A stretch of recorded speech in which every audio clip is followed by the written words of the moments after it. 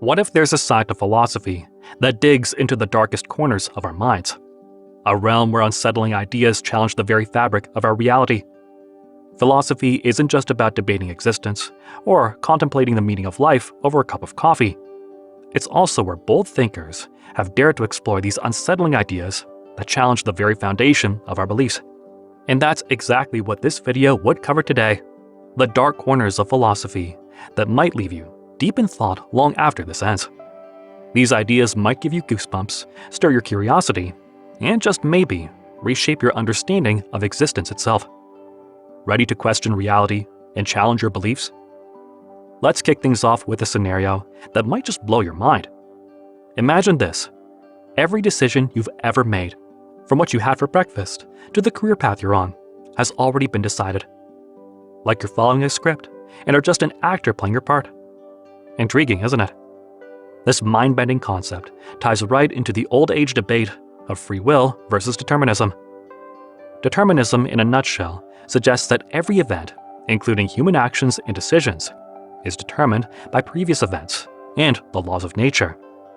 Each choice you make is a result of a chain reaction that started long before you were even born. So, say you're faced with a choice to pick between a chocolate chip cookie and a brownie. Seems like a simple decision, right? But determinism says that the combination of your genetics, upbringing, experiences, and even the state of your brain at that exact moment all contribute to your choice. Philosophers have been having a field day with this idea. One argument in favor of determinism is the concept of a causal determinism, which says that if we knew all the factors influencing a choice, we could predict it with absolute certainty. But then there are free will enthusiasts. Some philosophers argue that our understanding of determinism isn't as straightforward as it seems. They point to the uncertainty principle in quantum mechanics, suggesting that the universe might not be as predictable as we thought. So, where does that leave us? Are we mere puppets on the strings of fate? Or do we hold the reins of our own destiny?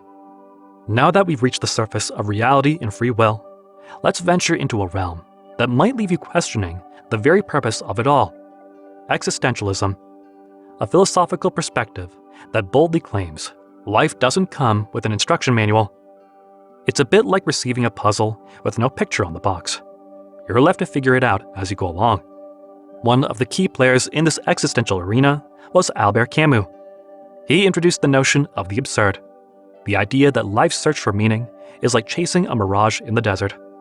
Take the myth of Sisyphus, for instance, a guy condemned to roll a boulder up a hill, only to have it roll back down for eternity. Sounds futile, right? And then there's Friedrich Nietzsche, the philosopher who famously declared that God is dead. Nietzsche ventured into the idea that the traditional sources of meaning, religion, morality, have lost their grip on modern society. He urged us to embrace the chaos, to create our own values in a world that's seemingly unanchored. If you're thinking, this all sounds pretty bleak, hold on a moment. While existentialism might seem like a journey into nihilism, it's also an invitation to embrace the beauty of uncertainty. Instead of seeking some grand purpose, it encourages us to find meaning in the everyday, in the connections we make, and the experiences we share. Imagine for a second that life is a canvas, and you're the artist. You get to paint your own strokes of purpose, find your own rhythms in the chaos. It's about crafting your own narrative in a world that's often nonsensical. So, as we navigate the maze of existence, remember, embracing the absurd doesn't mean giving up on the quest for meaning. Rather, create your own meaning, find joy in the midst of uncertainty, and dance through the absurdity of it all. The next intriguing philosophy is one where our ethical compass faces a storm of uncertainty: the fascinating concept of moral relativism, a theory that shakes the very foundation of our convictions about right and wrong. Think about it. What if the morality we hold dear isn't set in stone, but rather sculpted by the culture we're born into and the experiences we accumulate? An act that's considered virtuous in one culture might be seen as transgression in another. Enter moral relativism, which challenges the idea of absolute moral values. It suggests that morality isn't a one-size-fits-all equation, but rather a spectrum of perspectives.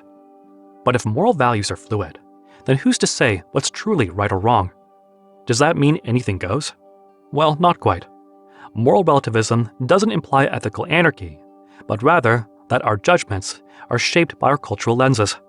What might be considered a social norm in one society might be viewed as unacceptable in another. For instance, take the cultural differences in attitudes towards personal space. What's considered respectful distance in one place might be seen as standoffish in another.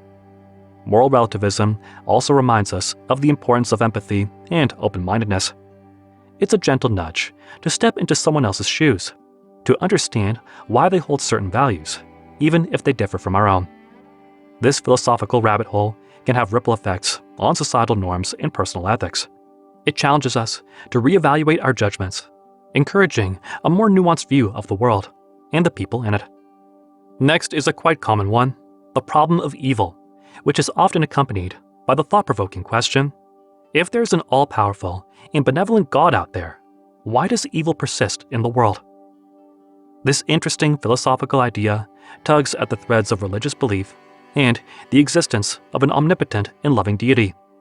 If God is all good and all-powerful, why doesn't he just wave a cosmic wand and zap evil out of existence? One approach to answering this question is to suggest that evil serves a greater purpose, like the bitter spices that enhance the flavor of food, or life in this case. Another angle is the idea of free will, the notion that true goodness can only exist in a world where choices are meaningful, even if some choose to do harm. But these explanations don't always bring solace to those who've experienced the depths of suffering. It's hard to tell someone grappling with pain and loss that it's all part of some divine plan or an essential ingredient for growth. The problem of evil isn't just a philosophical exercise. It's a challenge that tests the very core of our beliefs and our understanding of the universe. It urges us to examine whether a benevolent God can coexist with the stark reality of suffering. But this struggle with the problem of evil isn't just a theological debate.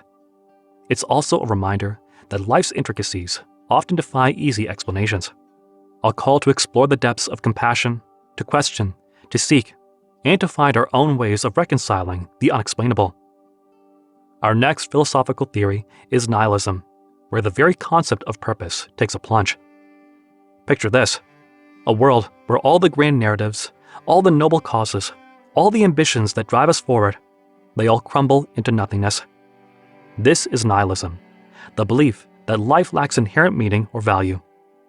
But there's a silver lining in this philosophical storm.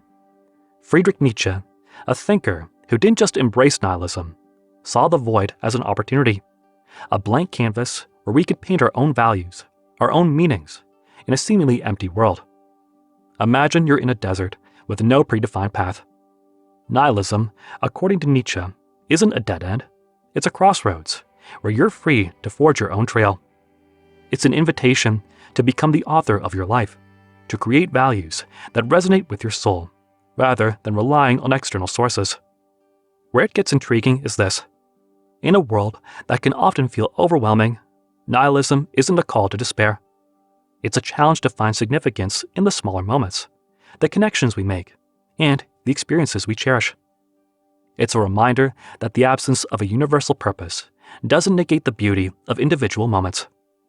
So, don't let the void swallow you whole.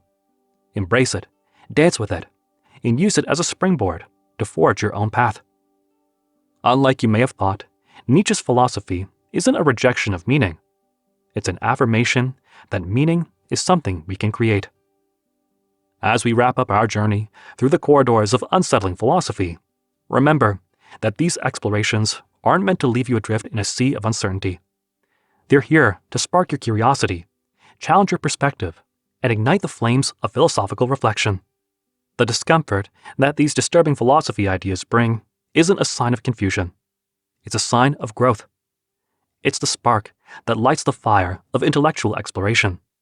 It's the invitation to look beyond the surface, to explore the complexities, and embrace the uncertainties. If you found these discussions intriguing, don't forget to like, share, and subscribe.